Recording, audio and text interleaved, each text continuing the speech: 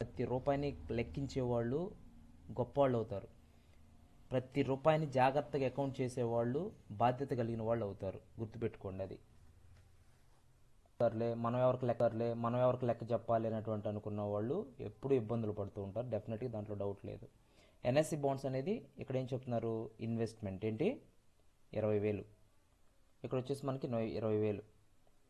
Example ఇది మీకు అంది, అది మీరు తర్వాత చూసుకోండి. ఎంటర్ చేసిన తర్వాత డౌట్స్ ఉంటే మనం మాట్లాడదాం. తర్వాత నెక్స్ట్ వచ్చేసి ఈక్విటీ షేర్స్ ఏంటి? ఈక్విటీ షేర్స్ ఈక్విటీ అంటే ఏం చెప్పాను? ఓనర్ షేర్స్ ఏంటి? Owner shares sir. ఇందాక ఈక్విటీ ఓనర్ అనమాట. యాజ్ ఎగ్జాంపుల్ ఈ కంపెనీలో నేను ఓనరు, నాకు 50% షేర్ ఉంది ఈ కంపెనీలో. సో కాబట్టి ఇప్పుడు నేను ఓనరే కదా, నా షేర్సే కదా ఇవి. కంపెనీ నాకు ఫిఫ్టీ అవును పర్సెంట్ సార్. ఉంది కాబట్టి నాకు 75,000 నాకు రూపంలో ఎవ్రీ మంత్ నాకు ఎగ్జాంపుల్ నాకు అమౌంట్ వచ్చింది అనుకోండి. That is my share. 75,000 equity share అనేది వన్ కైండ్ ఆఫ్ ఇన్వెస్ట్మెంట్. అంటే మీరు ఏదైనా కంపెనీలో షేర్ కొన్నారనుకోండి, వాటిని ఈక్విటీ షేర్స్ అంటారు. ఏంటి? ఈక్విటీ షేర్స్ అంటారు. సపోజ్ ఇప్పుడు మీరు ఒక హెచ్డిఎఫ్సి బ్యాంక్లో షేర్ కొన్నారనుకోండి, అప్పుడు మీరు షేర్ హోల్డర్, మీకు కూడా ఆ కంపెనీలో ఇన్వెస్ట్మెంట్ పెట్టినట్టే మీరు. ఓకేనా? ఆ బ్యాలెన్స్ షీట్లో మీ పేర్లు ఉంటాయి. ఓకేనా? అట్లా. Yes sir. తర్వాత నెక్స్ట్ ఫిక్స్డ్ డిపాజిట్స్ ఏంటి? ఫిక్స్డ్ డిపాజిట్ ఫిక్స్డ్ డిపాజిట్స్ అనేది కూడా ఇన్వెస్ట్మెంట్. ఏంటి? ఫిక్స్డ్ డిపాజిట్స్ అనేది కూడా ఇన్వెస్ట్మెంట్సే. ఇన్వెస్ట్మెంట్స్ అది.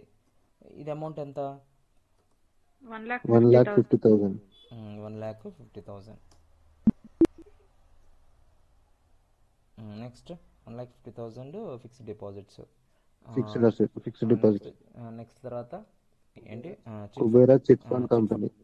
చిట్ ఫండ్ కంపెనీ అంటే ఇది కూడా ఇన్వెస్ట్మెంటే. ఇప్పుడు సపోజ్ మనం ఏదైతే మనం ఇప్పుడు మార్గదర్శి అని లేకపోతే శ్రీరామ్ చిట్ ఫండ్స్ అని ఇట్లాంటి వాటిలో మనం చిట్టు కట్టుకోవట్లా, chit funding, yes sir. Chit fund companies ఇవన్నీ ఇన్వెస్ట్మెంటే. మరి ఆ కంపెనీ ఇన్వెస్ట్ చేయడమేగా మీరు.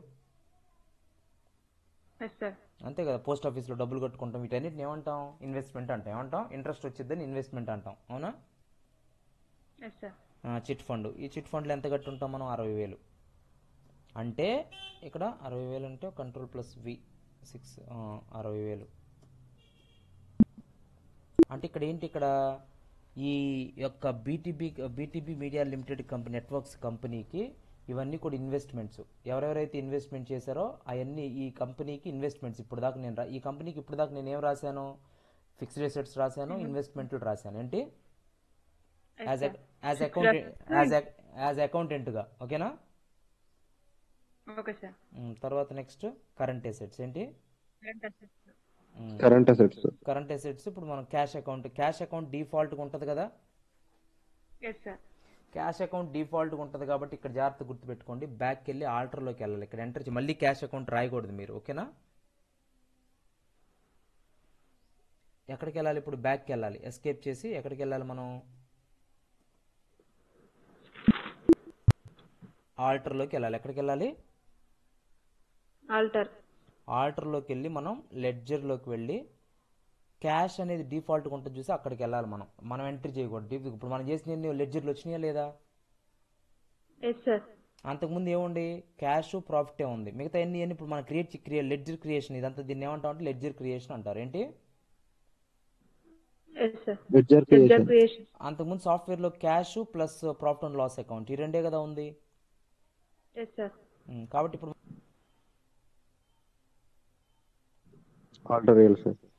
క్యాష్లోకి ఆల్రెడీ డిఫాల్ట్ క్యాష్ అనేది ఉంది కాబట్టి ఇక్కడ మనం జస్ట్ ఆ అమౌంట్ని క్యాష్ అనేది క్యాష్ ఇన్ హ్యాండ్. ఏంటి? డిఫాల్ట్గా గ్రూప్ ఉంటుంది. క్యాష్ ఉంది. అమౌంట్ ఎంత ఉంది? ఇందాక మనం చూపించిన ప్రాబ్లంలో క్యాష్లో ఏముంది? క్యాష్ ఇన్ హ్యాండ్లో ఏముంది? 15,000. ఎంత? 15,000. తర్వాత నెక్స్ట్ పెట్టి క్యాష్. ఏంటి? ఇంకా అది ఆల్రెడీ పెట్టి క్యాష్ సపరేట్గా రాసుకోవాలి. బ్యాక్ వచ్చేయాలి మరలా. ఏంటి? బ్యాక్ రావచ్చు, లేకపోతే ఇక్కడ క్రియేట్ ఉంది కదా ఇక్కడ నుంచి. ఓకేనా?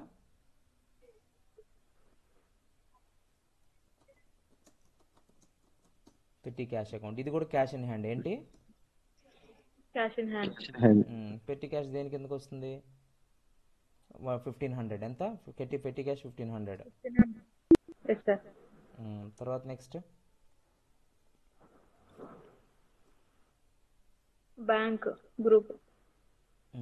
తర్వాత నెక్స్ట్ బ్యాంక్ మనం Current. బ్యాంక్ మనం క్రియేట్ చేయాల్సిన అవసరం లేదు.